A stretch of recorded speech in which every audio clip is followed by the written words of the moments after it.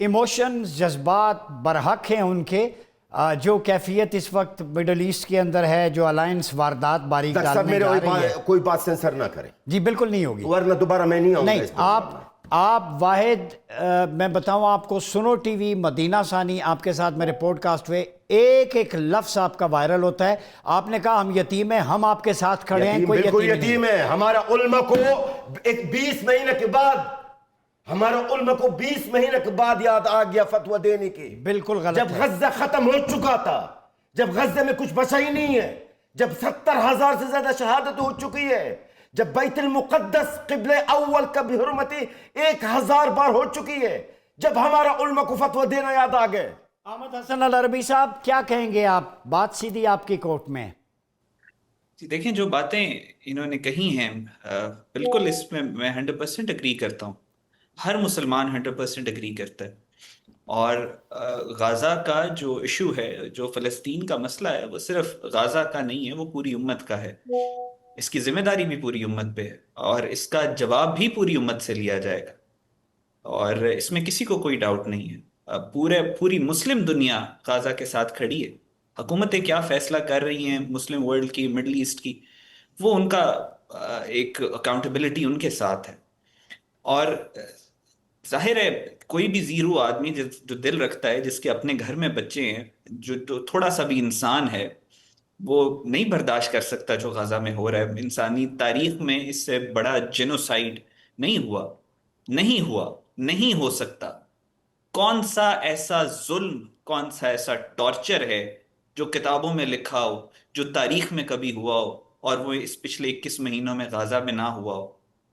کون سا ایسا ظلم، کون سی ایسی باربرزم ہے جو غزہ کے اوپر نہیں ڈھایا گیا؟ بچوں کی شہادتوں سے لے کر ہم ہر مسلمان کو غزہ کے شہید ہونے والے جو بچے ہیں، اس میں اس کو اپنے بچے نظر آتے ہیں۔ اور میں حلفاً آپ کو کہہ رہا ہوں کہ مجھے غزہ کے اندر، میری بھی بیٹی ہے، مجھے بھی غزہ میں شہید ہونے والے ہر بچے کے اندر اپنی بیٹی نظر آتی ہے۔ لیکن غزہ کا جو معاملہ ہے، وہ ہمیں، غزہ میں جو اس وقت جنگ ہو رہی ہے، اس کو ہمیں سمجھنے کے لیے، انڈرسٹینڈ کرنے کے لیے، اس کو روکنے کے لیے، دنیا میں جتنی بھی وارز ہوئی ہیں، اسرائیل تو بہت کولڈلی غزہ کے اندر جینوسائیڈ کر رہا ہے۔ وہ ایموشنز کے ساتھ اس کو ہینڈل نہیں کر رہا، وہ غصے کے ساتھ ہینڈل، وہ ایموشن بالکل جو ہے کولڈلی وہ جینوسائیڈ کیری آؤٹ کر رہا ہے، ٹوٹل اسٹریٹجی کی بیس کے اوپر، پالیسی کی بیس کے اوپر۔ اور غزہ کے مسئلے کا جو سلوشن ہے، اس میں مسلمان دنیا کو بھی اسٹریٹجی اور پالیسی کی ضرورت ہے، اور بہت کولڈلی اس کو دیکھنے کی ضرورت ہے۔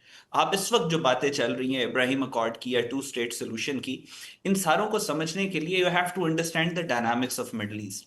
Gaza has become a geopolitical reality جو کہ اتنی طاقتور ہو چکی ہے کہ جس میں پچھلے 21 سالوں میں، پچھلے 21 مہینوں میں انہوں نے اسرائیل کی جو ریاست، جس کے پیچھے ویسٹ بھی کھڑا ہے، جس کے پیچھے امریکہ بھی کھڑا ہے، جس کے پیچھے پورا یورپ بھی کھڑا ہے، جس کے پیچھے زائونسٹ کھڑے ہیں، انہوں نے اس ریاست کی، جس کو ہمارے جو سپیکر ہیں پاکستان کی اسمبلی کے، انہوں نے پچھلے دنوں کہا تھا کہ ہم اسرائیل کو ریاست بھی نہیں کہتے، ہم اس کو ٹیررسٹ اینٹی کہتے ہیں۔ جی اس ٹیررسٹ اینٹی کی تمام تر طاقت کے باوجود اس کی بنیاد ہلا دی ہے، and right now Israel is the most hated country in the world. Netanyahu is the most hated prime minister in the world.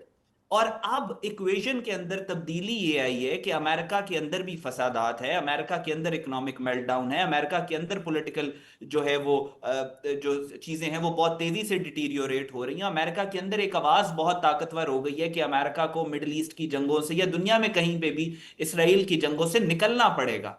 اور اب وہ ایکویژن، امریکہ یہ چاہتا ہے کہ وہ کوئی ایسا ماڈل اسرائیل کو دے دے کہ جس میں اسرائیل اپنے فورن پالیسی آبجیکٹیوز کو بھی اچیو کرے اور امریکہ کو جنگ بھی نہ کرنی پڑے۔ اسرائیل یہ چاہتا ہے کہ امریکہ کو باگ ڈاؤن کر کے رکھے مڈل ایسٹ کی جنگوں میں، بیکاز the اسرائیلیز نو کہ امریکہ کے بغیر وہ اپنا ایکسپینشنزم اچیو نہیں کر سکتے۔ لیکن ابھی تک جو باتیں ہو رہی ہیں ابراہیم اکارڈ کی، 2 اسٹیٹ سلوشن کی، وہ ساری کی ساری وہ ہیں شرائط جو نتن یاہو کی، یعنی اسرائیل کی اور امریکہ کا نیریٹو ہے۔ انسان لاجواب ہے جو غزہ کے اندر ظلم اور ہو رہا ہے، اور اس پہ امت کی خاموشی۔ لیکن اس میں آپ کو شاید تھوڑا تعجب ہو، لیکن مجھے ایک امید کی، کیونکہ یہ تو ایک نیچر کا اصول ہے، خدا کا بھی پرنسپل ہے، قربانی رائے گا نہیں جاتی، اور قربانی کی انتہا ہو چکی ہے غزہ میں۔ یہ رات کا آخری پہر ہے، اس سے زیادہ اور ظلم ہو نہیں سکتا، اور یہ آخری پہر ہے، اس کے بعد صبح کا سورج طلوع ہوگا۔ اگر آپ مجھ سے as an international relation scholar کی بات کرتے ہیں تو مجھے اسرائیل کی ریاست کا وجود خطرے میں نظر آ رہا ہے، اور اس میں مسلم انشاءاللہ ورلڈ کا، اسپیشلی مڈل ایسٹ کا، اس میں کوئی کمال نہیں ہے۔ یہ خدا کی طرف سے حالات اس طرح کے دنیا کے بن چکے ہیں کہ امریکہ کے اپنے اندر فساد ہے، اسرائیل کا جو ہے وہ جو گراف ہے وہ جتنی تیزی سے نیچے گرا ہے، پوری دنیا میں اس وقت جو حکومتیں ہیں وہ اگر حکومتیں سپورٹ کرنا بھی چاہیں اسرائیل کو، ان کی عوام کی طرف سے ان کو اتنا پریشر ہے کہ وہ پبلکلی اوائڈ کرتی ہیں اسرائیل کے ساتھ کھڑے ہونا۔ ایک یہ ہمارا دشمن ہے، یہ جو بھارت ہے، صرف وہی کھڑا ہوا ہے اسرائیل کے ساتھ اوپنلی، اور دنیا کا کوئی ملک نہیں کھڑا ہوا۔ ایون امریکہ بھی ریلکٹنٹ ہے ان کے ساتھ کھڑے ہونے پہ، کیونکہ آج غزہ ڈیسائیڈ کر رہا ہے کہ کون سی حکومت رہے گی، کون سی حکومت پاپولر ہوگی پوری دنیا میں، اور کون سی حکومت پاپولر نہیں ہوگی۔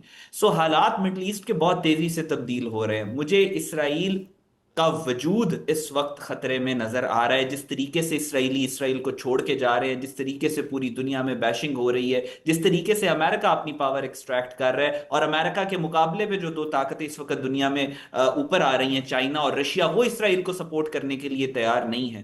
تو مجھے یہ قربانی جو غزہ کے لوگوں نے دی ہے، مجھے ایسا لگتا ہے کہ اپنے آخری فیز میں، اور اس کے بعد انشاءاللہ صبح کا سورج طلوع ہوگا، اللہ قربانی کو ضائع نہیں کرتا۔ بس العربی صاحب کی باتوں پہ میں ایک جملہ کمنٹ کروں اگر جی جی اجازت بسم ہے۔ اللہ۔